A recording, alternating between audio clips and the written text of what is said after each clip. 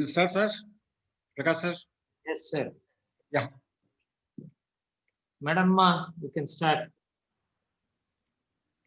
Okay, sir. Jamadagni, sir, start ಮಾಡೋದಲ್ಲ? Oh, sure. Right, sir. Right, sir. We want to start on time. Yeah.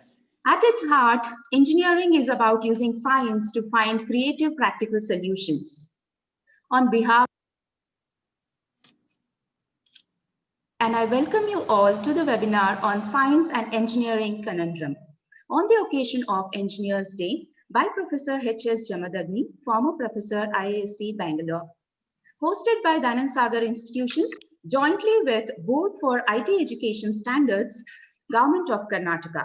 May I now request Professor K.N.B. Murthy, Chairman, BITES and Vice Chancellor, DSU, to formally welcome the dignitaries and all the participants to the event.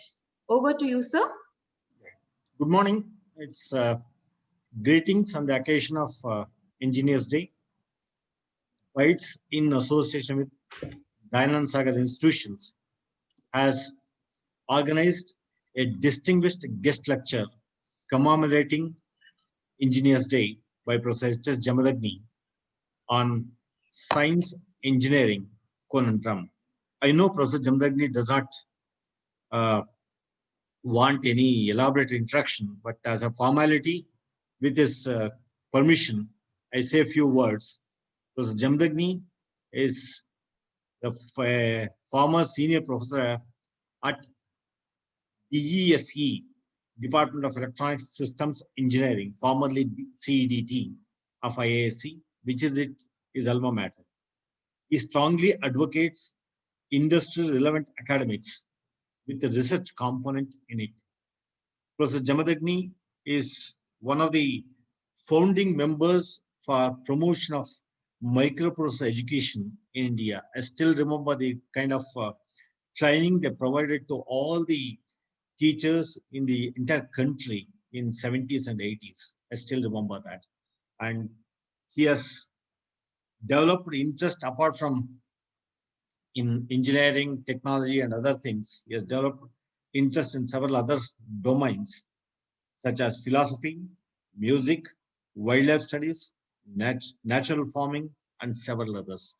He has the same amount of expertise in each of these domains as the engineering technology, but his main area of focus has been IoT, hybrid wireless networks, and embedded systems. I welcome Professor Jamadagni on behalf of all of you to this important lecture, and I request Professor Jamadagni to take over and tell us about science engineering conundrum. Thank you very much, sir. So we'll spend the next few, let's say a few tens of minutes on looking at this so-called science engineering conundrum, what it means and what I want to convey is what I'll show you in the next few minutes. Yeah. Now, why this topic on an engineer's day? I mean, after all, we want to celebrate engineering and engineers' abilities. And why are we talking about this confusion?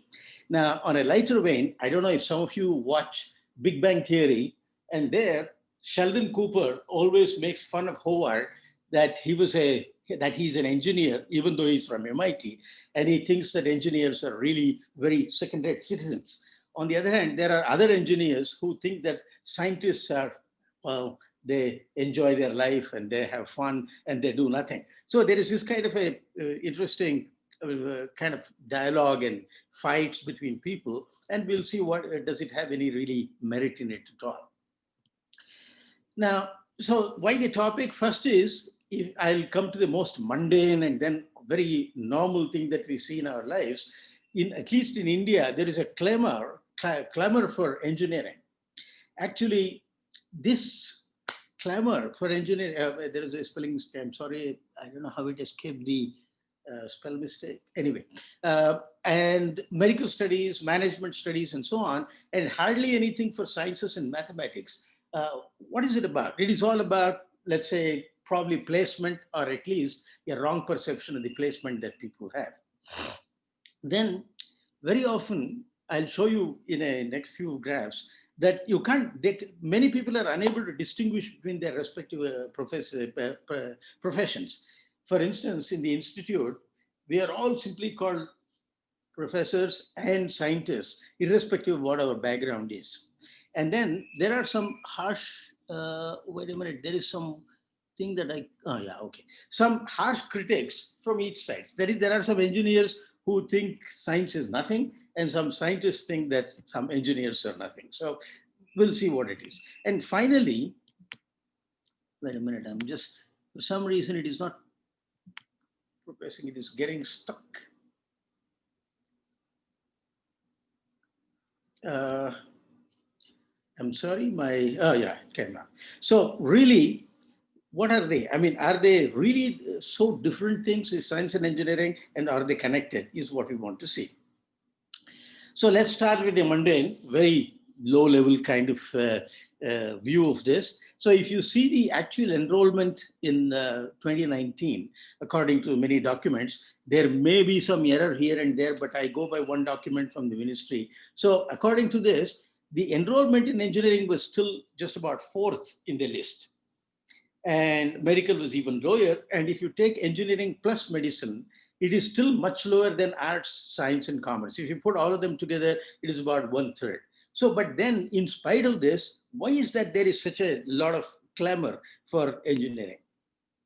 So we'll do a quick reality check about our own engineers in the, particularly from the institution's point of view. This is the reality check. There is a report by Fickey and then Ernst & Young. They, according to them, about 99% of MBA graduates and 80% of engineering graduates in our entire country are unemployable. I mean, it's a shocking number. I don't know if it is true, but nevertheless, the fact is that while we have a lot of value and then there is a craving for engineering, the whole country seems to be still suffering because they're sort of unemployable engineers. And then this, of course, I don't want to read the whole thing, but just look at the first sentence. The promises made by these colleges regarding the placement to students often turn out to be a hoax. So which means that even though we are actually trying to convey to people that we are doing engineering students out of view, but finally what comes out is something which is absolutely actually unacceptable because it is simply unemployable. So is there a gap? Is there a gap because of the understanding? Then a disparity that dismays people are industry complaints that over 80% engineers are unemployable, and colleges and universities claim that they have over 90% placement. What is the real truth? I mean, this is a thing that we'll have to examine separately with education. Here, the context of saying these two things, many engineering graduates still are not really in good jobs, etc. That is what I showed just now. This is mainly to put in the perspective that in spite of our clamor and then our craving for engineering, the status of engineering itself, at least in India, is not anything great. This is the report. Actually, it is a news item about college Deco. I don't know what that thing is. I don't even know if it is reputable enough. But they published this kind of a reality check some time back. So, having said these kind of things, that is, we started from the mundane. We said that there is a lot of people looking for engineering. We also said that the status of engineering is not great at the moment from the education point of view in the country, in spite of there being a lot of colleges. That if that is the case, if this is the perspective right now, what is really happening? What are the things that are happening right now? So let's look at some of these things that are happening. Who is doing what? You can see there are satellites made and there are rockets. In fact, people call it rocket science. And in normal parlance, when somebody does something which is not anything great, then they say, oh, well, it is not rocket science. So we make rockets. Then what you see on the left corner is the CERN machine in Geneva. It is the Hadron Collider. And then on the other right side, you see that picture, which is actually the LIGO, the famous LIGO, which got established in the last few years and making some great things. Now, if you look at each one of them, can you call them actually science or engineering specifically? I mean, we'll again come back to this a bit later, but then see the confusion that we have here. And all these things which are done in industries, they are all engineers who are doing it, but they are called researchers in the R&D department. They are not called the engineers. Now, look at the other extreme. Again, we go to other kind of jobs. Then we have the dark matter research. Then below we have a assembly line. Then we have vaccine being made in a lab. And then we have construction industry. So we have engineers doing a lot of these kind of jobs. But the confusing job title is entities like ISRO, ministry officials, CSIR, Atomic Energy Commission, they call everyone a scientist. You must have seen in newspapers that our scientists achieved a great thing and launched a satellite. Now, if you really go into the depth of it, what is the actual science part in the satellite? Was it not a lot of engineering? And then if you take vaccine, for instance, the actual nitty-gritties of vaccine engineering as done in a place like, say, Reddy's lab, they are all a lot of engineering kind of stuff. So we have also confused this word by calling engineering jobs as science jobs and scientists as engineers. So we do this vice versa, both of them. And therefore, there is a confusion as to who is what. Then there is a confusing terminology.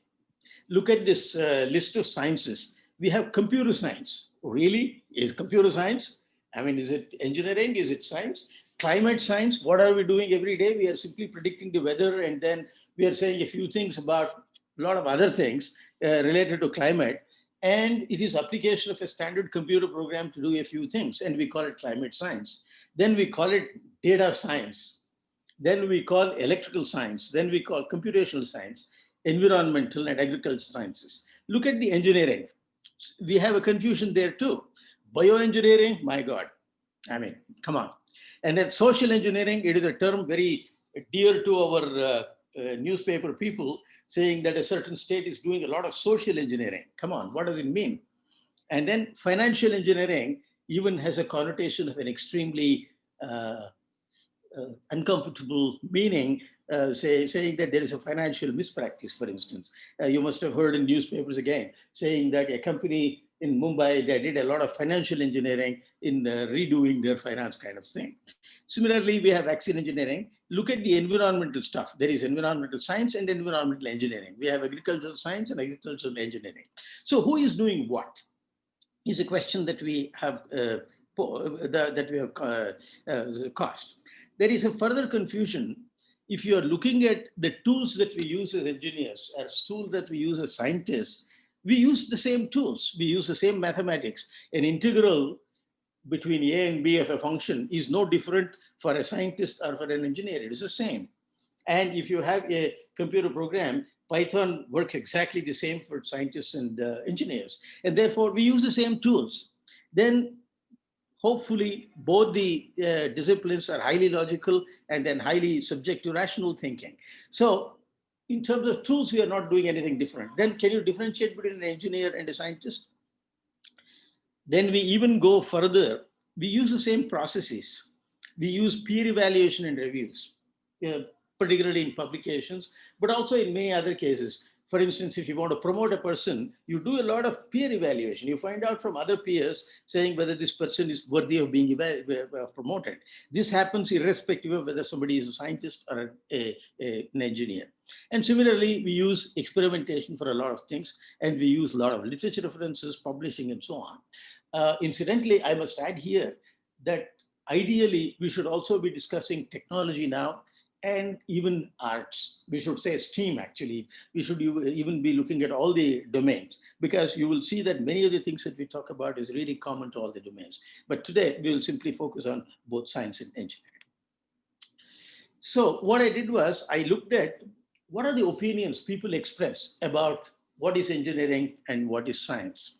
And these are taken from different sources. I'll give you the source. You can also go and read them. Somebody did a survey. They went on sort of actually asking opinions of people who were either engineers or scientists. Number one, well, this number 1, 2, 3 is simply a random order. There is no particular importance. Science is a lot of high-level theory, and engineering is implementation and optimization, is what somebody said. Well, come on. I mean, if you look at Kalman filter, for instance, that you want to implement, the whole theory of Kalman filtering is quite a high level theory. And there is a lot of mathematics involved, then a lot of material theory and so on. And so engineering, it's a hardcore engineering, which is using Kalman filter every second day. Most of our cell phones, they implement some form of a filter when we receive GPS signals. And that is really a high level theory. So science is a lot of high level theory, and engineering interpretation is not entirely true. Engineering is in a way more of a science than a science itself, is what somebody said. I don't even understand what this sentence means. Science is more science than science itself is. I mean, I don't know. It looks a strange expression for me. And then the main difference is that scientist focuses on unknown, while the engineer focuses on the known. Well, up to a point, yes. But on the other hand, I don't know if an engineer focused on cell phone, which was before it was made in the current form.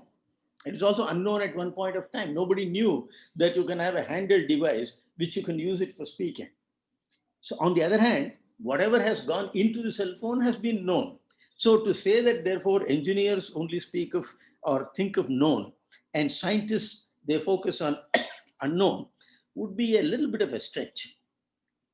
Then engineers are trained for using tools while scientists are trained for making them. Come on, I mean, so many tools are made by engineers for their use that to say that engineers are trained for using tools and scientists are trained for making them.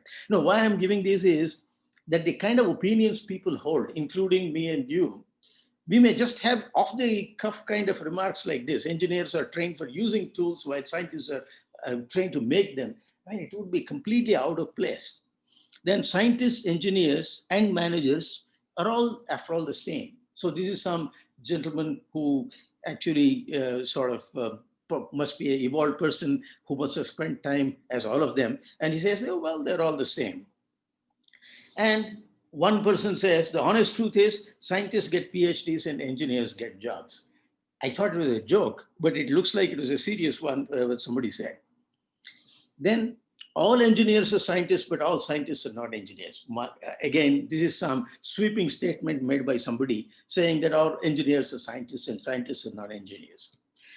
So then somebody said, engineers solve practical problems, scientists solve theoretical problems.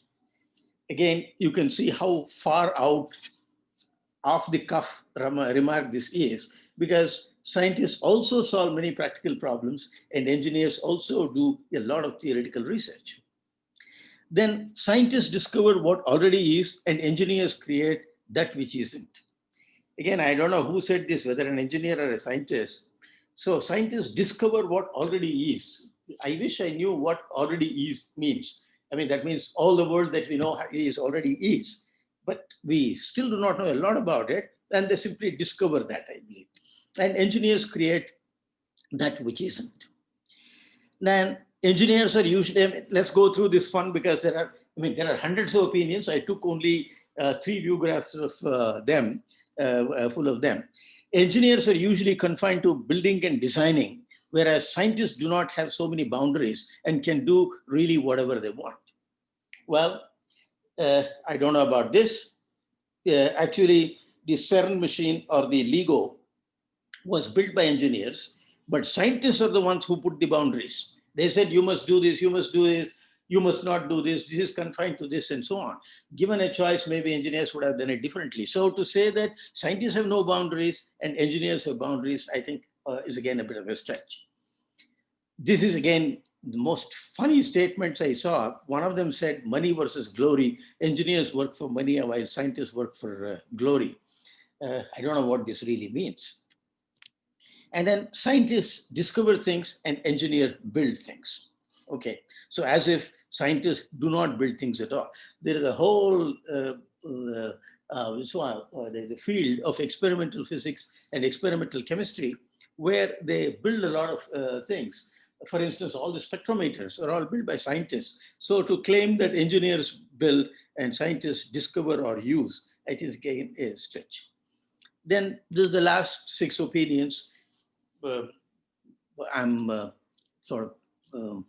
giving you. This is 2 sides of the same coin. Again, somebody who is a probably evolved person, he says, well, it depends on how you look at it. Then scientists answer the questions, what is it? Or can we possibly do this kind of thing? Whereas engineers answer the question, what was it? What is it for? So this interesting statement makes engineer a highly utilitarian. I mean, everything that he does must have a utilitarian outlook. Whereas what is it and can we possibly do something is something that a scientist has. So again, this is a stretch because many things that engineers build may or may not really have a completely utilitarian view at all. They try to do a few things, but maybe it bombs and maybe things don't go at all. Then this is somebody else who is a scientist who said this. Scientist equals PhD. I'm sorry, but this is really simple. You can't be a scientist without the philosophy part, and no PhD is equal to no scientist. Now, this gentleman in one simple, nice sentence is making huge number of claims like PhD brings philosophy to you. Come on. I mean, the name of the degree is philosophy, but then the moment you do PhD that you become a philosopher is a lot of stretch. I think it is not possible there at all. And there are scientists without PhDs, and there are engineers with PhDs, and there are engineers with philosophy, scientists with no philosophy. So there are many such possibilities. For instance, I don't know how he even said this. If you read the Richard Feynman, at one point of time, he says he has no use for philosophy. He says, well, philosophy is all, yeah, I mean, it's all a fake kind of a thing. I'm not interested, is what he says. Whereas this gentleman says that scientist without a philosophy is useless. So both are students of science. One maps the way while the other shapes it. Well, again, one can be a scientist and an engineer simultaneously. Look at another person who thinks that this is what can be done. So another person says scientists research, whereas engineers build. So if you look at why this confusion between science and engineering occurs, is that in the beginning we saw in the job field, we saw that many people make many things, and there we tend to call scientists as engineers, engineers as scientists, and there is no uniformity anywhere. It's simply a job done, and then so we say he retired as a scientist G, and he retired as a scientist G without doing any science probably in his own whole life. Secondly, when it comes to the actual disciplines, we give a name like engineering or science without really probably looking deeply into it, and it causes some confusion. And we use the same set of tools which causes confusion. And these kinds of confusion has caused these opinions, all these opinions that we saw. So where do we go from here? Let's do the following. Let's look at a bit of history. Now, this is the first pyramid, which was built in 3000 BC for a king called Djoser, and it was done by Imhotep. Imhotep was the builder.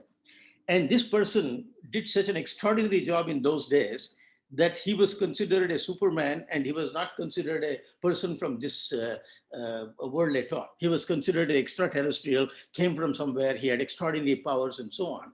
And look at what he has done. You can see some of the people there standing in front, looking at the pyramid. It gives you a sense of proportion about the size of the pyramid. The interesting thing about this pyramid, which can be seen even today, standing for something like 5,000 years, is that to build this and to actually make all these parts of this pyramid requires an extraordinary amount of accuracy and extraordinary sense of measurement, and then of building materials, and then so many other things.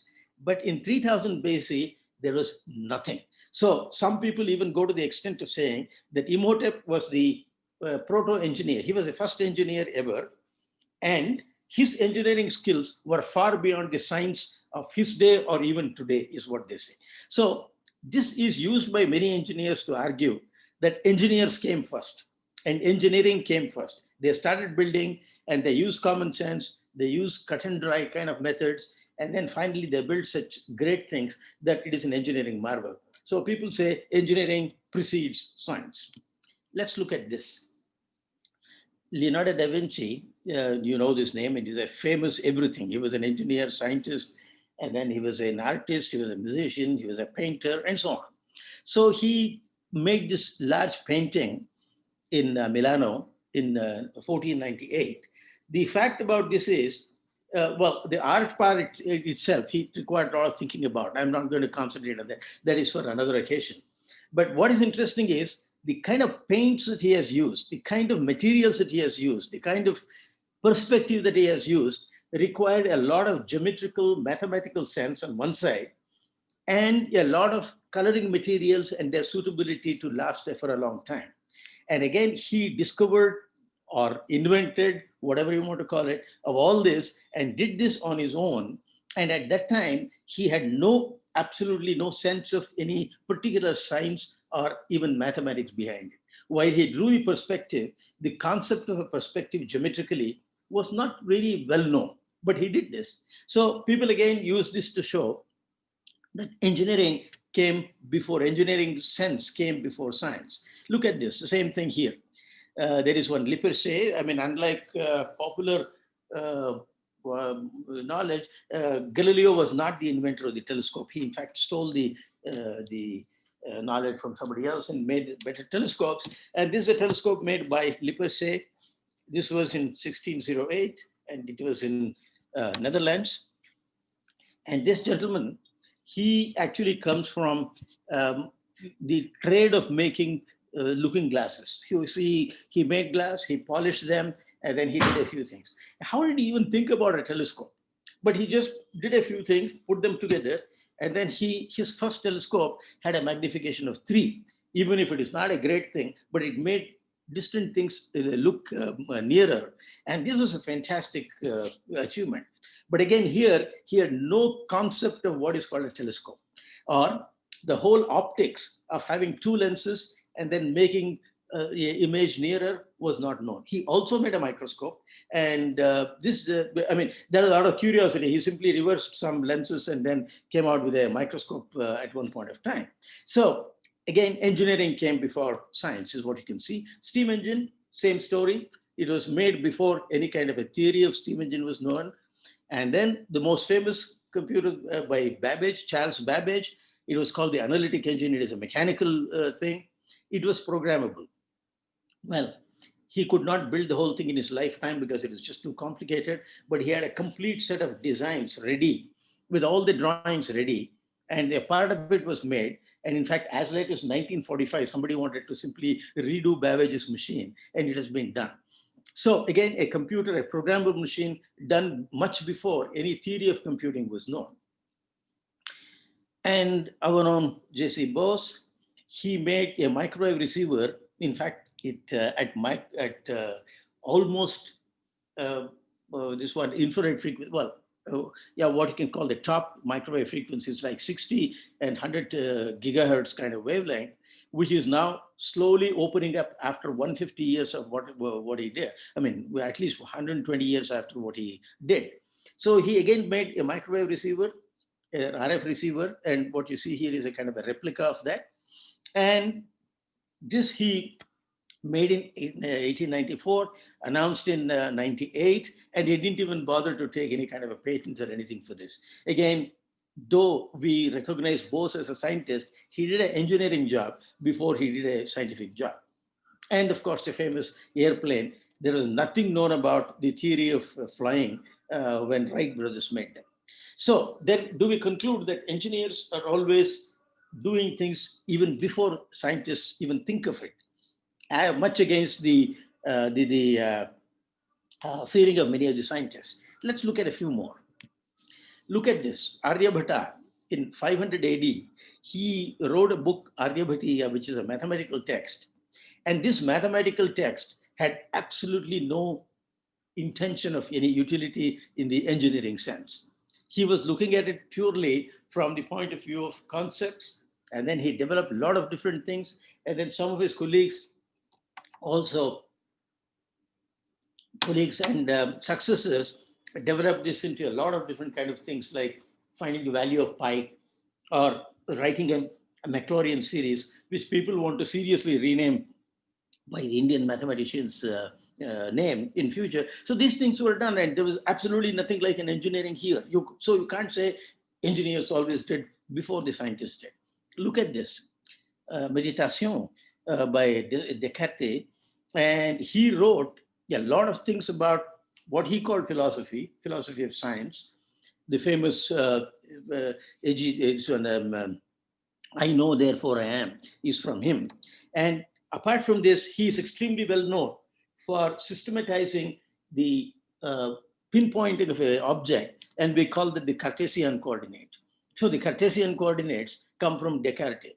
So he did a lot of this without any application in mind at all. So to say that engineers came first and then came scientists would slightly be a wrong thing here. And Newton, of course, Principia Mathematica, it contains so much of science, so much of, I mean, what we call science today. I'm sorry, I don't want to use that term. It contains so many principles. That's why it is called Principia. And it is even called Principia Mathematica, mathematical principles, and Philosophy Naturalis. It is actually a natural philosophy. So look at the expression here. He doesn't distinguish between science, engineering, making, mathematics, etc. He is simply telling us about a natural philosophy of the principles of mathematics. Then this was something again fantastic. Lobachevsky, he was a famous mathematician from Russia. In 1835, he published the whole new geometry. Actually, he had absolutely no idea whether it will be used at all. He had absolutely no idea whether anything can be done with it. But he saw that the geometry was inadequate in doing a few things. And therefore, he went ahead and started started writing about some kind of a new geometry. And then this gave rise to the non-Euclidean geometries. This is classic. I think we will hear more about Boole this year from Professor Vishal Rao later. And the law of thought, I mean, even the claim that I'm giving you a law of thought, if you just look back, at that point of time, it should have looked like a joke, because if you really think about it, do I have a law for my thoughts? I mean, they seem to be keep going, meandering without any meaning. But he came out with what is called a law of thought, because he distilled the whole thing into a few things. And then he said that there is a whole lot of thinking called and, or, and so many other things. Then he put all these investigations together as a theory of law of thought. And in case of Boole, it took 120 years or 130 years before it became a mainstream subject in any of our computer science at all. So he thought about all this much, much before even engineers thought of using them. Hilbert, he proposed in 1900 a set of problems in a mathematical conference, which he said that if you solve them, then you will know a lot about mathematics. And the fact is, today, after 100 years, we haven't solved all of them. And these unsolved problems, even if they're solved, we had no idea whatsoever as to whether it will become any useful thing at all or not. And more recently, two names.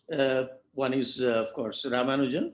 He did a lot of mathematics, and he and Hardy did so much of mathematics, which actually they said is absolutely useless. They said that they were very proud of that we have made mathematics which is not useful at all. And this gentleman, Alexander Grothendieck, probably he is a person of the caliber who occurs once in 2 or 3 centuries. He wanted to put all the things together in the area of algebraic geometry as a fundamental mathematical science from which anything can be derived in due course. And he did a lot of this work. And look at this picture. He actually became a Zen monk. And he was in India, and he went to other Eastern countries. He was a mathematician. He was a pacifist, and he was a Zen monk. And then he absolutely disliked using any of these kind of things for, not for utilitarian purposes, particularly for military purposes. So when people started finding, when he found out that a funding that he got for some mathematical research came from defense, which is a utility, then he completely discarded, resigned from the job, and went away and disappeared. And he was so taken aback by all this kind of thing that happened in this world from the utility point of view that he simply disappeared. And he even requested people not to show his writings to anyone. In fact, so that was something which Even I used to simply tell the name of Grothendieck, but never show any of his even writings like this till he died as a respect to him. So what do these kind of things show? So then what these things show is that while we can claim that engineers came before scientists, we can also claim that scientists came before engineers, because there are so many things like George Boole and many others who did things, Ramanujan and others.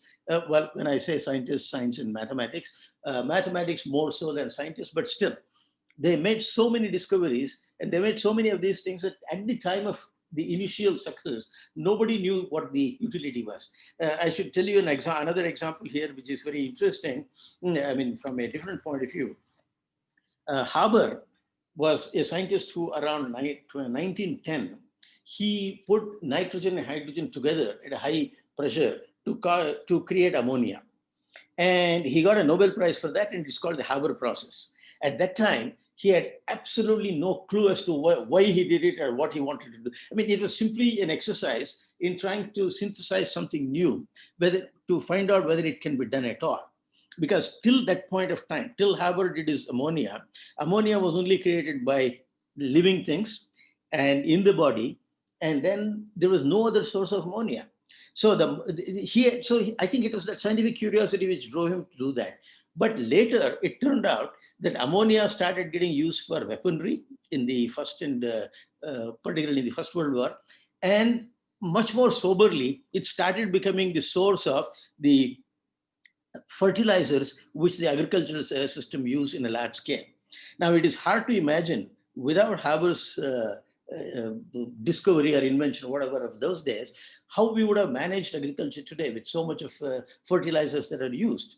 Therefore, while we can say that engineer came first and did not have science, or scientists came and that they didn't think at all about the utility, but they simply did it for its own sake, and later it found utility. Yeah, it looks interesting and good, but it is again a little bit of a stretch that there are many in between nuances. So let's look at, if this came first, that came first, etc., kind of a debate, what happened?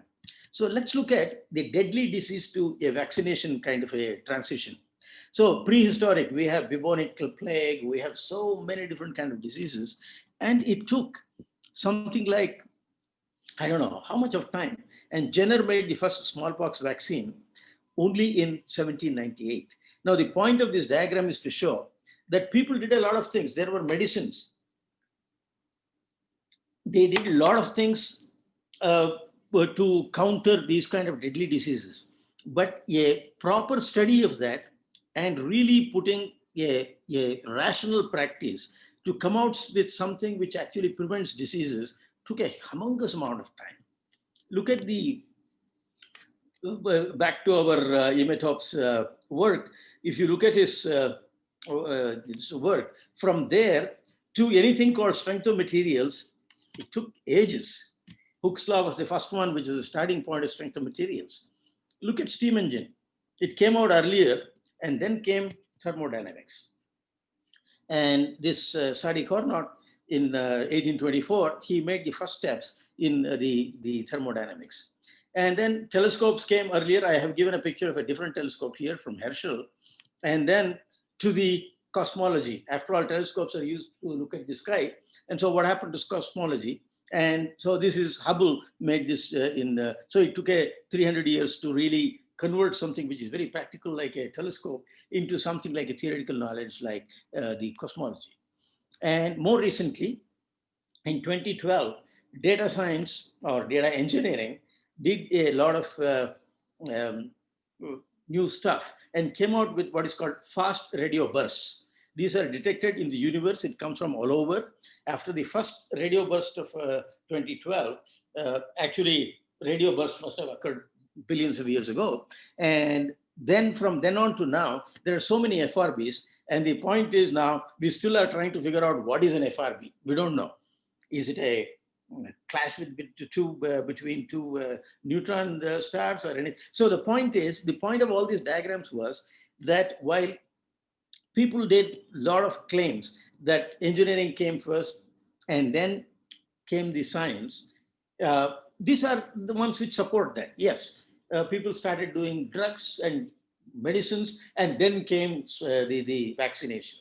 FRB was first detected, and we still do not know the theory of what is FRB. And we did a lot of things before. And on the other hand, look at what happened here. There was a theory of fission in 1938, and then came the 1945 nuclear explosion called the Trinity experiment for the first time. So it happened in 7 years, but nevertheless, it happened later. And the point of this diagram is, unless you had the theory of fission, then you could not have made the Trinity bomb. Now, Higgs boson, he made a paper in 1964 about what can be a boson, and it got detected only in 2012. Well, this is not engineering, but the point to show is on the right-hand side is a lot of engineering that has gone to prove that this boson exists. So what happened was there was a theory of boson, which actually led to a lot of engineering leading to its detection. So to say engineering came first and then came the science, it is not as though CERN happened and there was some particle that was not known and the scientists came and said, hey, it's a boson. It didn't happen that way. There was a boson which was predicted, which was not seen, and there was a lot of engineering which went in, and then came a instrument which showed the existence of boson.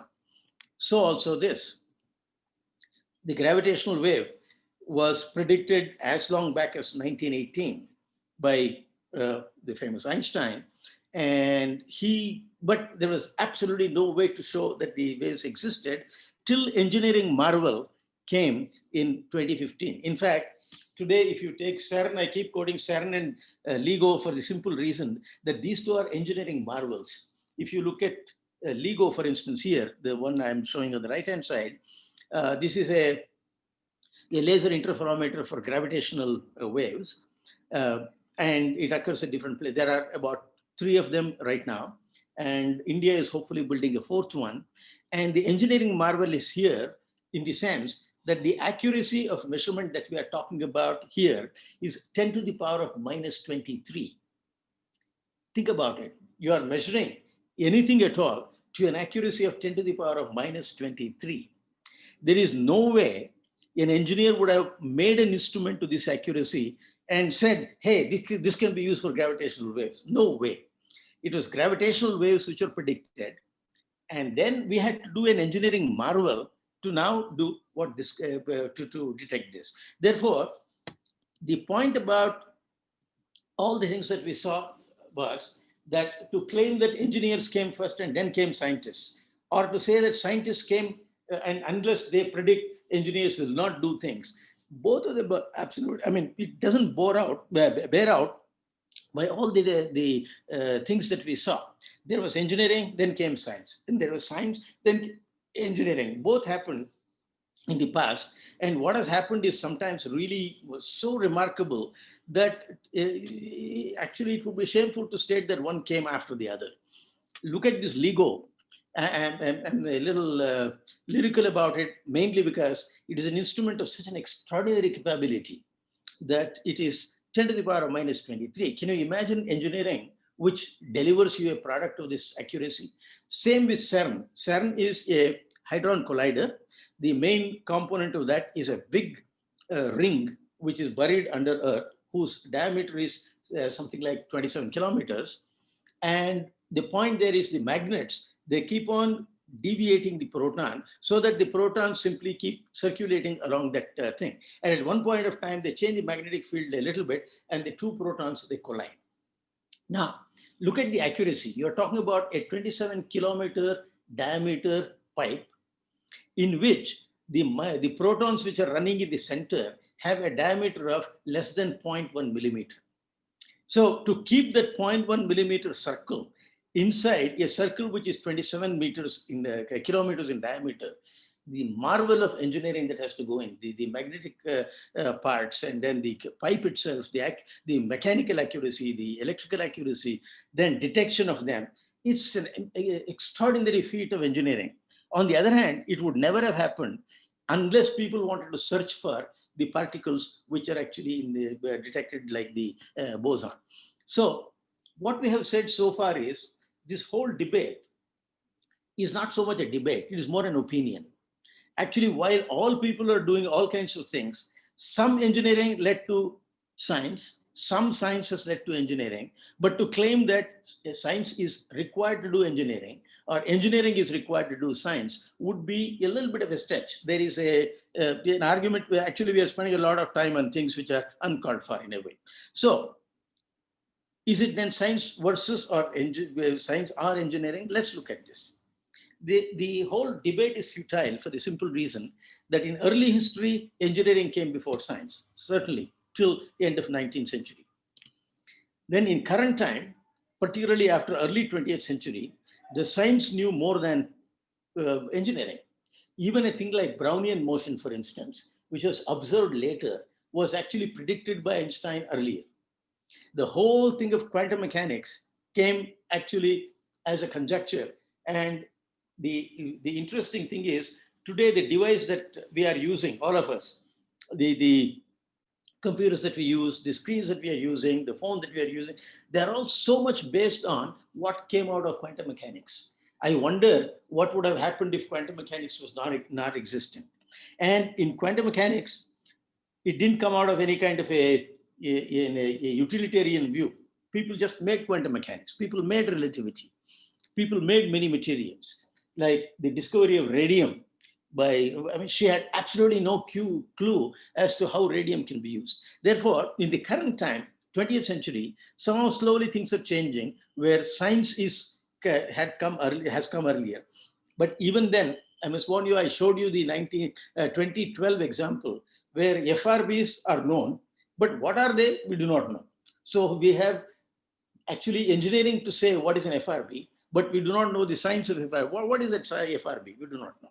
So the debate that this came before, that came before, I think is a little futile because yes, in early history, engineering seems to have come before science, but in current times, the science is coming before science. It may change again. And both are intellectual pursuits. They require highest of demands. Both use very similar tools like mathematics and so on. They both use a lot of methodologies which are very similar in their pursuit. They push the frontiers of each other. Today, it would be impossible to make any progress. The amount of physics that has been pushed because of CERN or because of LIGO is unthinkable. There are many other things people have done. In deep mines, they have some experiments called the xenon detectors. Now, while the xenon detectors themselves are completely used for science, but the boundary they push the scientific things is something really unimaginable. And look at the blue LED. It was a Nobel Prize winning invention, which has something to do with semiconductors. And that actually brought all the white LEDs into picture. So each is pushing the boundary of the other. And without each one, the other thing could not have happened. They need each other for their growth and their pursuit. Then they're kept unnecessarily apart. In fact, till late 19th century, scientists were engineers and engineers were scientists. There was no distinguishing between the two at all. People like, for instance, Michael Faraday, they built a lot of things to do their science, and so they were engineers. But they discovered a lot of things and they proposed things like fields, so they were scientists. So that's kind of a thing happened both ways. Then if you look at Charles Darwin, the amount of on-field work that he has done, if not engineering, they're all experimentation. He has really done a lot of observation and so on. And therefore, he was both an engineer and a scientist, and Mendeleev and many others.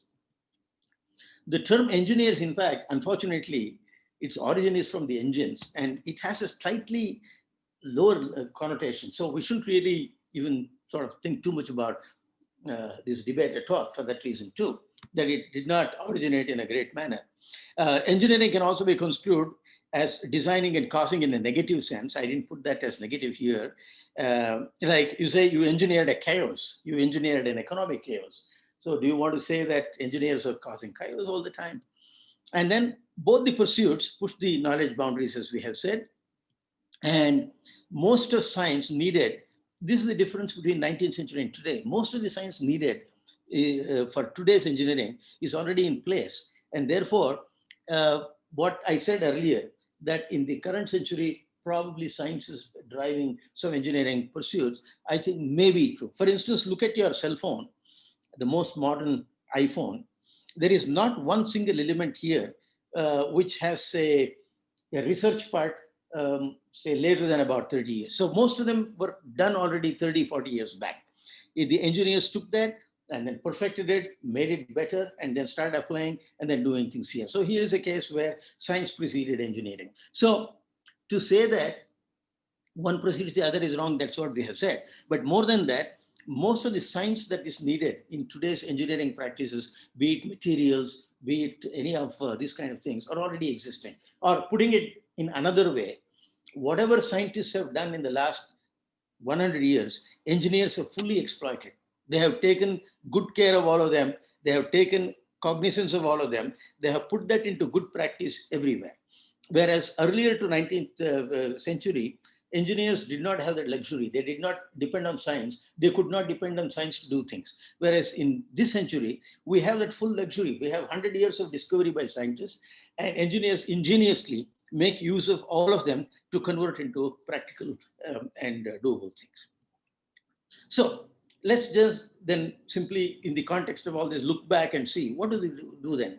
So what do scientists do? They observe, they understand, and they try to describe nature. Then they hypothesize, they say that there is a thing called gravitational wave. Higgs says that there is a thing called boson, and there is absolutely no idea at that point of time that these can even exist. And they hypothesize because they want to use this hypothesis to do some explanation and also to sometimes predict a few things. So they hypothesize. Then the hypothesis is to be verified, sometimes easy, sometimes it took 100 years. Then they modify the hypothesis in case it doesn't meet the requirement till the hypothesis explains, the explanation is proper. So if you look back at Newton, his gravitational theory was a hypothesis. Verification took 300 years and its applications took 300 years. Then it was satisfactory up to a point. Then slowly, point by point, some dissatisfaction started happening. Then it had to be modified. And then came Einsteinian relativity. And relativity showed that Newton is an approximation to relativity. So this kind of things happen in science. Then utility, most people don't take it as a necessary criterion. Now, in our job confusion that I mentioned, if this fact is forgotten, then we call them, even if we start calling them scientists, keeping in view that scientists normally, they don't care about utility. Whereas ISRO cares a lot about utility. So ideally, ISRO should be calling all their scientists as engineers because, so much money is put and then all the satellites have a utility. So it is our confusion. We have caused this confusion. Yeah, scientists normally does not have utility as a necessary criterion. Engineers, on the other hand, they synthesize, design, construct new entities. A lot of new things have been done by them, from the pyramid all the way down to vaccines today. They optimize and improve till satisfied. Those of you who have seen how things have happened, you realize this. Today's cars are no comparison to, the cars of 1930s are no comparison to what cars are today. They are so reliable, they are so much more efficient, and they are so much different from what it was. So why this happened? No new science, but they optimized, they improved, they did a lot of things till everything improved. And obviously engineers have utility as a main criterion. So something that they do should be utilized. Otherwise, they are not that much interested. Then if you look at scientists, they are heavily based on past results, like everybody else. They use tools like math, simulation, modeling, and then they get robust results based on peer reviews. That is, in science, it has to be replicable and people have to say that this work is of great value. For instance, even as recently as 1990s, when famous theorem, Fermat's theorem was proven, it took almost 2 years for people to realize that it is a valid proof because that is a peer review. They went on doing all this, verified, asked questions, went back to the author and said, what does this mean? He had to rework a few things, and finally it became a robust proof of Fermat's last theorem. Engineers, they are based on past constructions. Unless we had a Ford T model car, we would not have today's the great cars that we have today. Then they use tools like math simulation modeling like scientists. This is the confusion that we noted earlier. Because we use common things, we mix one with the other. Then they depend on robust results based on acceptability of users. After all, it is utilitarian. So if they make a product and that product is useless, then they normally don't care for them. And just look at Google. Every year they remove some 10 to 15 products from market because it has absolutely no use. And even a famous thing like Google Glass, which at one point of time said that it will make revolution, was removed from the market. Then scientists investigate questions posed by engineers. That they do all the time. They say, hey, why is it not working? Tell me how to do this. Is this material better? These kind of questions are also answered by them. And they design, but however, scientists also design very sophisticated instruments, like our own GMRT in Pune, then CERN, LIGO, they were all designed by them. They are all, so to say that only we design, I think is wrong. Scientists create principles leading to engineers to construct, particularly 26th century onwards, as we said.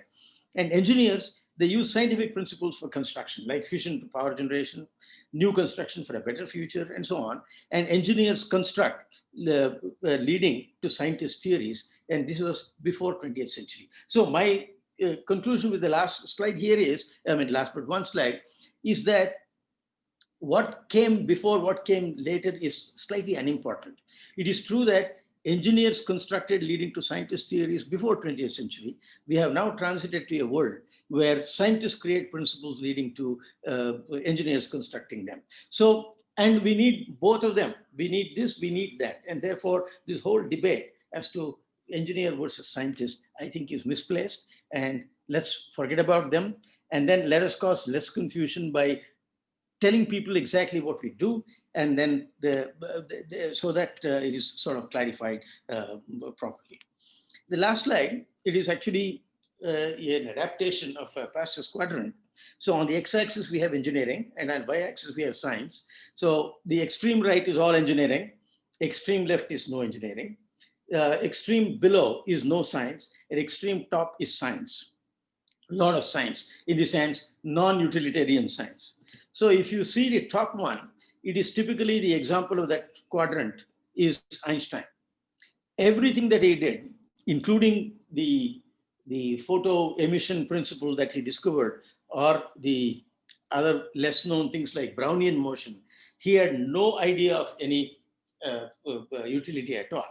On the other hand, he highly recommended all his colleagues and friends to also become patent examiners like he was, saying that patent is something where somebody tells you what an invention is. And to be able to analyze and say whether there is really an invention is an extremely interesting thing. And therefore, as a scientist, it is worthwhile becoming a patent examiner. But he was primarily a theoretician, giving a lot of different kind of results, which have now lasted more than 100 years and probably will last a long, long time to come. The right lower corner, an engineer who did a lot of things, and I don't think he cared so much for science, and I don't think he did much of science, was Edison. And this Edison did so many things, did a lot of, create a lot of things, and fought with a lot of people, made a lot of money, and he had no clue about science. There is a story about him which is quite amusing. He was trying different bulbs of different shapes for his electric lamp, and he wanted to know the volume of the lamp, of the bulb for some reason. So he called several people, and then he said, I want the volume, find out for me. So there was one mathematician who came, and then he started modeling it. This is a part of sphere, this is a part of cylinder, and started constructing. And then he did not arrive at the answer. After 3 days, he called him and said, hey, what happened? He said, no, I'm still calculating. He said, no, I'll show you the way to come in.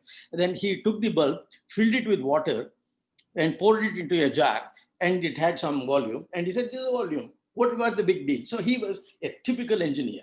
He looked for solutions in engineering, and he didn't care for any modeling and that kind of stuff. If you see somebody who is both, it is Louis Pasteur. He did a lot of science about the pathogens, but at the same time, he started looking at the kind of the vaccines and so on. And he was one of those great persons who produced lots of different kind of vaccines. So he was both a scientist and an engineer. And most of us, we are tinkerers. We can neither make a great engineering nor are we great in science. We are also involved in debate of what is a science and the scientist and what is an engineer. And my appeal to all of us is, let us not be in the lower left corner. We want to ideally move towards the top right corner. But I think the whole debate, engineering and scientists, we should forget about it. Depending on the job at hand, either we are doing an engineering job or a scientific job, and both are equally good, equally honorable, equally difficult, equally demanding. And so let's end the debate at that point and then say we are both scientists and engineers. Thank you very much for your patient listening. And now I think we will open it for questions. Thank you, sir. It was an excellent lecture. I think you covered all aspects. More or less, you put all the questions to rest. I think the last thing was phenomenal. I think, dear friends, I would like to mention only one thing, that Professor Jamadagni must have put in a lot of effort to prepare this thing. The planning itself would have taken tremendous amount of time. One great thing that I observed in Professor Jamadagni is that whatever the lecture he delivers, they are different, they're classic. I think there are a lot of out of the box thinking. The kind of narration that he brings in, the kind of the thinking or the new perspective that it brings in is top class. Now it's open for questions. I think if there are any questions, I request Professor CPS Prakash to take it forward and tell us about it. Thank you, sir. But actually, yeah, what you said about preparation was, yeah, I mean, having given the topic, I so many times regretted why I gave this, because it was such a hard topic to really put things together. And so finally, I think you must have put in a lot of effort. yeah, effort, yes. But mainly the problem was, I mean, did I get into any problem with the topic is what I was wondering. And it clarified a lot of things for me. I don't know whether I have done any service to all the audience here at all. Fantastic, But fantastic. it clarified a lot of things for myself. And that was the main thing that happened. Professor Prakash. Yes, sir. Sir, let me take the privilege of thanking Professor H.S. Jamadagni. I think when the topic was announced, for a lot of us, it was a big surprise as to what is this all about going to be. Science engineering conundrum, as it says, a confusing and difficult problem or question. There used to be a lot of debate as to which is predominant, science or engineering. And I think in all its proper proportions, Professor H.S. Jamadagni has made it clear science is driving and engineering pursues it. In a way, both are mutually complementary to each other. Sir, it was a fantastic talk from you, and highly interesting and motivating, thought-provoking. I, on behalf of Dayanand Sagar Institution. There was a question, Professor Prakash. Sir, there's a question like, there is G.D. Naidu Hall in Coimbatore has a big banner, it appears. To be a good engineer, you don't need an engineering degree. G.D. Naidu never had an engineering degree. Your comments, sir. Well, we are getting into a different world there. There, people are talking about formal education That is why I did not take this question. Yeah. Then move forward. Yeah, actually, it is not in this domain. We are not talking of science versus engineering there. Somebody Yeah. said that you don't require a degree to do engineering. That is true. Even in Bangalore, I mean, I have seen one, there was a scooter mechanic. And one day he called me when I was the chairman of the department and said, I have something to show you. Can I come? Then when he said that he was a scooter mechanic, I hesitated, but I said, come along. Then he came with a solar car. He drove himself and he made it. So he didn't have an engineering degree, but that's a different issue. That I think has nothing to do with the current this one. Yeah. Right, sir. Prakash. Sir, on behalf of Dayanand Sagar institutions, we thank you and express our gratitude for you to make time to this webinar. All of us participating in today's webinar, we have enjoyed the talk given by you. We hope to continue our interaction in the coming days also. Once again, I thank you and I thank all the participants for participating in today's webinar. This being an Engineers Day, I, on behalf of Dayanand Sagar institutions, wish everyone a happy Engineers Day. Let in the coming days, let us all rededicate ourselves for a better cause, especially after listening to Professor Jamadagni and move forward. This webinar comes to an end. Thank you. Thank you, sir. Thank you. Thank you. Thank you, sir.